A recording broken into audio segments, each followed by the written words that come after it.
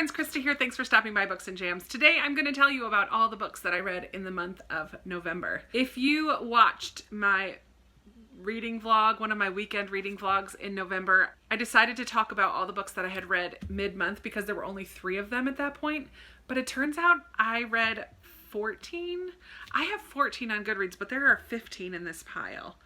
So I'm missing something. I'm gonna have to go through my Goodreads before I put all these books away to see what I forgot to add on there. But I have 4 books that I read for I almost said middle grade March, for nonfiction November, because I read 6 middle grade books. I think I have 2 that are YA, 2 that are kind of romancy love stories, and then 1 chunkamunka, Stephen King. So let's just talk about my nonfiction first.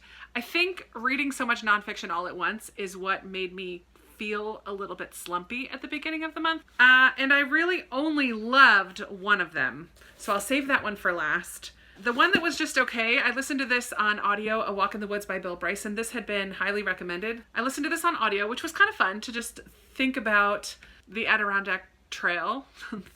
The Adirondack Trail is a trail that runs from north to south along the East Coast, along a mountain range, the Appalachian Trail. Why am I saying Adirondack Trail? A Walk in the Woods is a book that really just talks about the Appalachian Trail and Bill Bryson's adventures with his friend Katz on the trail. They ended up not walking the whole thing, but the parts where we were hearing about their actual trail experiences were my most favorite parts of this book. There were other parts that talked about the history of the trail and other hikers that were on the trail and what it's like to hike the trail and what hikers are like who hike the trail. There just was a lot of other information in here that at first I was pretty interested in because I grew up on the East Coast and the Appalachian Trail is something I'm very familiar with. However, by the end, I just didn't care about any of it. And once Katz and Bill Bryson had stopped their main time period together and kind of both went home and they were going to meet back up. At that point, I was a little bit over it. So I ended up only giving this 3 stars. It was interesting and it was fun. I liked the conversational style, especially at the beginning. That even made those informational parts a little bit interesting to me. But in the end, I just didn't care. And honestly, I'm not sure I'm going to read any other Bill Bryson books because this would have been this is the one that I was the most interested in reading. And the other ones I just got because I heard that he's a really funny nonfiction writer, and he doesn't write humor, just the things that he writes about, he adds humor to. And I think that that's the case for this. There were definitely humorous parts. The way he's a good storyteller, and the parts where he was telling stories were pretty funny and interesting. I'm just not as interested in any of the others, so I have a feeling I'm unhauling all the rest. I don't think I'm even going to keep this one, to be honest. Sorry, I just have other nonfiction I'm more interested in reading, and I think Bill Bryson is just not for me. It was okay. 3 stars. I enjoyed it. I made my way all the way through it, and it was fun to walk while I was listening to it.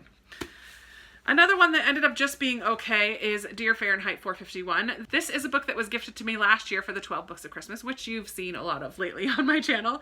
Lindsay sent this one to me, and I loved the first part of this, where Annie Spence, the author, is a librarian.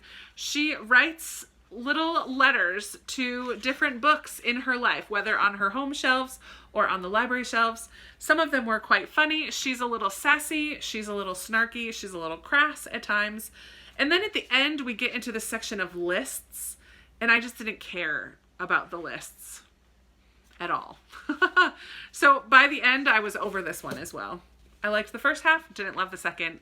Also ended up giving this one, I think, 3 stars. The next nonfiction that I read is, I think, an unpopular opinion because this one only got 2 stars from me. I buddy read this with Sarah from Sarah's Nightstand, and it's Hillbilly Elegy by J.D. Vance. This had been recommended to me. It was on my 2020 and my 2019 recommendations shelf, so people wanted me to read this for the last 2 years. I finally did it. I listened to this on audio, and to be honest, I was bored almost all the way through this. There were some stories that were interesting, but overall, I just didn't care. I felt like the audio, maybe it was due to the narration, I felt like I was kept very at a distance. I just didn't feel like he brought me in at all to the story or to the people. I mean, he's talking about hillbillies, basically the poor white community in northern Kentucky, southern Ohio. and talked about their way of life and how they think about things and that culture, and how and why he kind of broke out from that culture, ended up going to Harvard. So there were parts that were interesting for sure. Listen, it was only like a 6.5 hour audiobook and it felt like forever, even at an increased speed. So yeah, I just didn't care for this at all. And I know that people really loved this one. I feel like it was very disjointed. I don't know how they're going to pull a movie out of it because it didn't feel like it flowed all the way through. I would not call it narrative nonfiction because it didn't feel like it was a story. I just felt like it was very choppy, very disjointed, very disconnected. I didn't care for it. Blah, boring. But I feel like the movie could be good. It has Glenn Close and Amy Adams. The movie has to be good, right? Maybe. I still plan on watching the movie, actually, with Sarah, hopefully. Or at least close to the same time so we can continue the discussion. I don't think Sarah liked this either.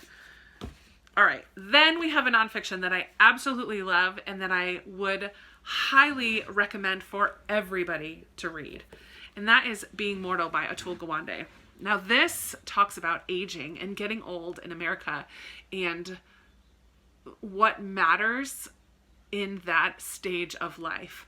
I feel like this could spur and spark some fantastic conversations with your parents and grandparents and loved ones who are reaching that stage of life and who are being forced with the options that might not be what they want. It talks about everything from hospice and the beginning of hospice care to palliative care to assisted living homes and nursing homes and the differences between all these things and why they started and how they started. It was very informational, but as opposed to this one, I cared so much, and he puts in a lot of anecdotes, a lot of stories. We meet a lot of people who truly care for the aging and the process and the people and what matters to them. And there was a shift in America and like in our culture to think of quality of life as far as health and not as far as purpose.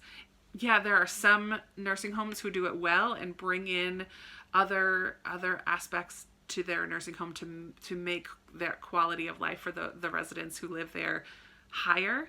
But yeah, it just was a very important read. I think everybody could read and should read this book.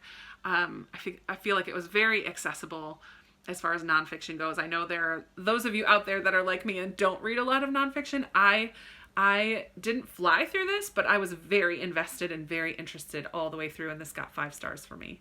5 stars. It was very good. And it made me miss my grandma a lot, and I think I said that before. I think I might have already talked about this one, but it deserves talking about again. So good. I'm not going in order, really, because I kind of flew through a ton of books. But let me just talk first about the other, let me talk first about the buddy read that I did with Rainy from Rainy Day Reads. We read Stephen King's 11/22/63, and I listened to this on audio as well. This book, aside from being a massive chunk of a book, I found this very interesting.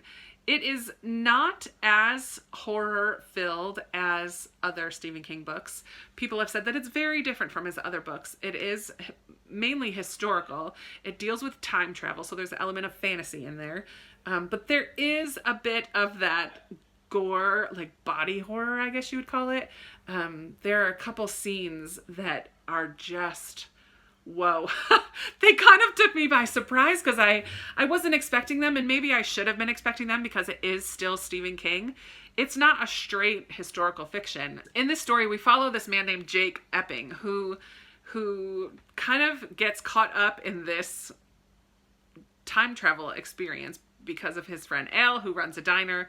He learns that he can travel back to 1958, I believe, which is 5 years before JFK's assassination. And Al, the diner owner, convinces Jake that preventing JFK's assassination will change the world for the better. And think of all the things that happened afterwards. Even Martin Luther King and the Vietnam War and all of these things could have been prevented, potentially, if JFK survived or didn't get assassinated. So he convinces him to travel back to 1958, live for 5 years, and then go track down Lee Harvey Oswald and prevent the assassination. So of course there's a lot more that happens because there are 5 years in the interim. I mean, that's what made this book so good. It was really very well done and very good. It got a little too gory for my taste a couple times. Whew. And I ended up giving this 4 stars. I really did like it. I know that there were some people who kind of said they didn't love how it ended, but I didn't mind the ending. It did fly through a couple things very quickly towards the end, but ultimately I thought it was great. But I will warn, like, the language is awful. Lots of swear words. Yeah, and then just not lots of gore, but there are a couple scenes that were pretty yuck. If you haven't read this yet, and I know a lot of people, this is like their favorite book ever, but if you haven't read this, be aware that it is still Stephen King. Even though it is definitely more focused on the historical aspects of things, we get to see life in the 1950s, but there are some, I mean, that's right in the years leading up to the civil rights movement. So the way that Black people are treated and spoken of is awful. Realistic to the time, but still very awful to read now.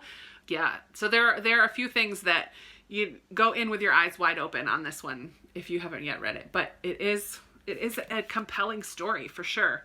It didn't feel like, parts of me feel like Hillbilly Elegy felt like a longer book than this.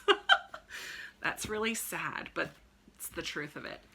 After the first 2 weeks of not really reading very much, I was feeling like a slump was headed my way. So I went to the library and I got a few things. One of them I already had, but I picked up a graphic novel called Pumpkinheads by Rainbow Rowell. And I think this is one of the 3 books that I read that I talked about in that video. Now I can't remember, but I read this very close to the middle of the month because I felt like I need to get some books read. Before I don't want to read anything. This was a lovely fall tale, YA historical that, not historical, a YA graphic novel where we follow these 2 friends who work at this pumpkin patch every year. And it's like a glorified like fall festival. There's a corn maze and all the fall foods. This is like a love story to fall, as well as being a love story in itself. So in this book, Josie and Deja work at the same booth at this pumpkin patch. They're best buds every fall. He has a crush on another girl, but he's never spoken to her because he's super shy. And Deja's like, today is the day. This is the last weekend of the pumpkin patch. You got to take your chance now or you'll regret it forever. So they kind of hop all around the pumpkin patch, helping everybody out. It's a super crowded night because it's the last weekend of the patch. And so they go to all the different booths and try all the different foods and have all these fun conversations and try to help him meet this girl that he's been crushing on for a couple years. So it's a very sweet story. And it definitely helped me get out of my slumpy feelings. But yeah, I definitely feel like this was a love story to fall. And I think this might be the one that's not on my Goodreads. I'm going to keep this out. I don't remember recording that because I just kind of read it so quickly. Before I get into the middle grade, I'll do all the other ones because I'll save the middle grade for last.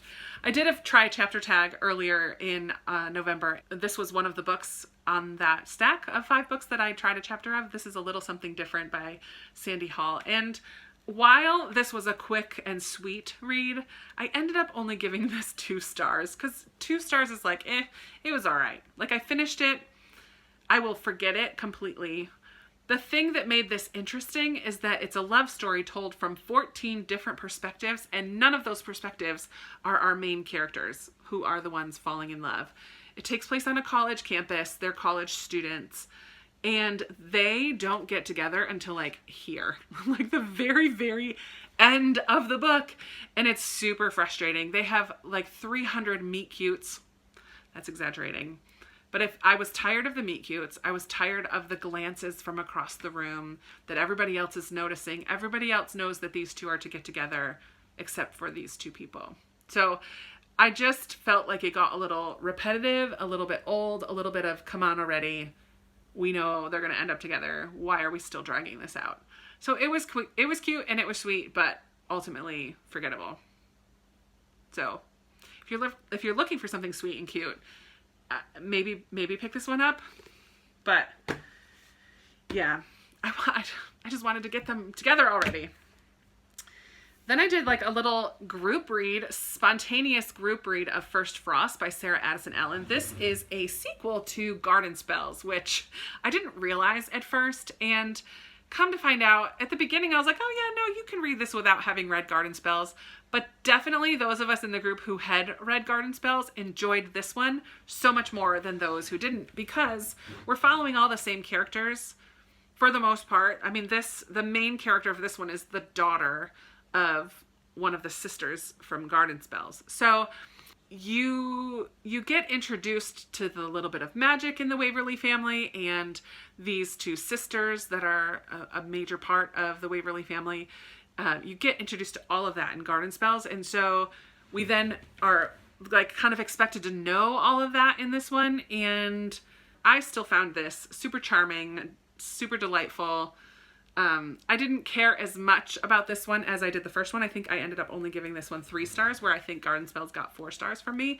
But I did still find it very sweet, very quick read. I think I read it over a weekend. Loved talking to the other ladies about this one, but ultimately, if you haven't read Garden Spells, don't dive into this one. And I really can't tell too much about the plot of this one, because it does build upon what was introduced in that first one. So there is that. But I thought it was cute and charming and delightful. And I will still read more Sarah Addison Allen. But that was just a 3-star read for me. Another 3-star... 3? Yeah. One more 3-star read for me was Undercover Bromance by Alyssa K. Adams. This is a book that I have out from the library currently. So I wanted to try to work my way through some of those. This is another follow-up. It's kind of a companion sequel to the Bromance Book Club, in which there's this group of men, from professional athletes to businessmen in this little town, who get together to read romance novels in order to enhance their love lives with their significant others, or try to find a significant other, as is the case in this one. In this one, the main person we're following is Mac, who was kind of a jerk in the first one. Like, I didn't really care for him that much, but he kind of proves himself a bit in this one. And we're also following the sister of the wife from the first book, who I also didn't care for that much in the first book. But this one does deal with sexual assault at a workplace and lots of inappropriate behavior at work, and the guys kind of coming together along with Liv to kind of call out the wrong and talk to the women who have been molested in some way, and get them try to see if they want to stand up. And it just that's the whole premise of this one, is this inappropriate behavior at work and the outcome of that, and how are we going to stand up to it. And there are some humorous parts of it. There are some heartwarming parts of it, but ultimately this was just an okay read for me as well. And I gave it 3 stars. If you've read the first one, maybe pick this one up, but don't pick it up if you haven't read the first one. Then we have the middle grade, and it's been a while. 1, 2, 3, 4, 5. I have 5 middle grade here to talk about today. Middle grade saved the day in November. All of them were fantastic. One of them was slightly disappointing to me, but I read Jack. This is the last one that I had to read in that fairy tale retelling series by Liesl Shurtleff. I loved this story of Jack and the Beanstalk. Jack and his family traveling up the Beanstalk to save their farm and to rescue their dad. It was very cute, very fun, lots of surprises, lots of humor. And the fun thing about this one is a bit of the twist in perspective that it provides at the end, which I wasn't expecting, I should say. So I thought that was really fun to have a twist in a middle grade that I didn't see coming. I thought that was pretty cool. I just really love this series. I've read Rump, Grump, Red, and Jack. And I guess I would say Rump and Grump are still my favorite too. And then Jack and then Red was my least favorite. I still liked it, but definitely liked the other 3 better. But Jack I gave 4 stars to. I thought it was fantastic. I read a sequel, Emily Climbs, by Ella Montgomery. Was supposed to buddy read this with Emily from Novell Novels, but we ended up reading it on our own, and that's okay. This is the one that was slightly disappointing to me. I hovered back and forth between 3 and 4 stars. Ultimately, I love Emily, and I love the character of Emily and who she is, and this was her in high school. I love her relationships with her friends. There is a relationship in here with an older man that gets introduced at the beginning, in the first book, and I didn't like it there, and I still don't like it here. He's a much older man, and she in this book is still just 14 and 15 years old, and it just creeps me out because he definitely is interested in her and gets a little bit possessive in this book, and I think it really bothered me. It really bothered me. So while I love Emily and her friendships and the growth that I see in her, that whole relationship with that other man, it's a friendship in Emily's eyes. Like, she just sees him as a mentor and a friend and someone who encourages her, and but he's creepy, and I didn't like it at all, and that really bothers me. So it kind of puts a bad taste in my mouth about these books. I just wish that whole storyline was taken out. So I gave this, I think I ended up with 4, but really this is probably closer to a 3 for me, which just makes me so sad. Yeah, it's definitely more like a 3. But a 5-star read for me is the most recent Vanderbeekers book. This is Lost and Found. I think I was crying by the end of the 2nd or 3rd chapter of this book. Oh, this is so good. In this book, it's the 4th book in a series, so there's not too much I can tell about it. But the Vanderbeekers are this family of siblings. There are 5 of them who are each so unique in their own way, and they have their own friends and their own personalities that come out very strongly. There's a wonderful mother and father. They live in Harlem on 141st Street, and so we meet a lot of the neighbors, and we still get to know a little bit more of the stories of the other people who live in their brownstone.